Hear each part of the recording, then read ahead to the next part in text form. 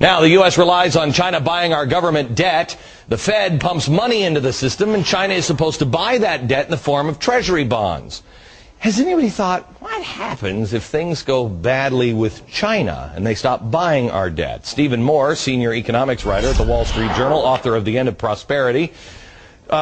Stephen, I read that China last week was threatening to stop buying our 30-year treasury bonds, which is, for instance, a stimulus package. They're our biggest buyer. Right. That's how we get this money, right? It's not like we're calling up a bank and they say, well, let me see your pay stubs.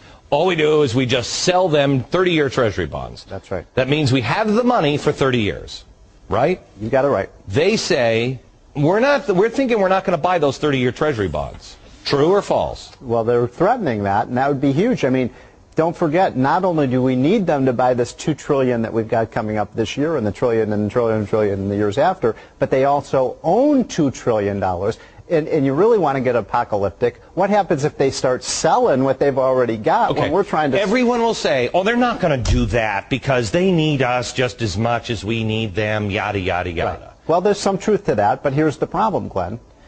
China is the next big financial bubble. China's economy is already headed towards a recession. They don't have all that money waiting around. So when Congress issues all of this new debt, again, $2.5 trillion this year, who's going to buy it? Okay. The Chinese may not be as eager, and they may not have the money to do it. Okay. That's my point. All right. So the Fed said last week that they're going to start buying our 30-year treasuries.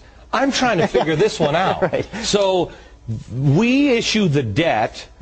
We give it to the Treasury. They try to sell it. The Fed buys it. That's right. Aren't we just kind of... This is very much like the way Social Security works. It's exactly right. It's a big Ponzi scheme. It doesn't work. You know, it's like a big vault of IOUs. You're right. The Fed can't buy the debt that it's issuing. That's like a bank, you know, issuing debt and then buying it itself. Okay. So how long do you think we have, Stephen, before this stuff starts to burst? Before it doesn't work anymore? Well, here's what happens.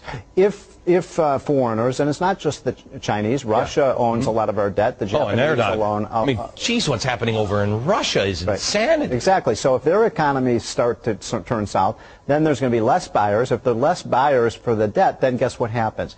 We have to raise the interest rate. Now, guess who is the biggest debtor in the entire world? The United States government. And so if we start seeing higher interest rates, then the cost of this stimulus plan, you know, raises another $200, $300 billion.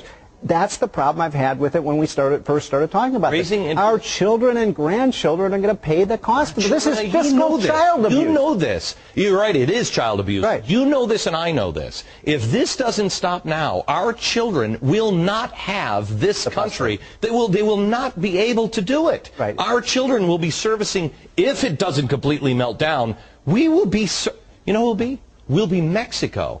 And foreigners will God come forbid here. it gets that bad. But it is, when you think about it, when you think about where the money really comes from, it's coming from our kids. We are stealing from our kids' future to finance the National Endowment for the Arts and all these other programs. I contend that it is as bad as, will be as bad as Mexico, but I mean Mexico, you know, 1982, not what's happening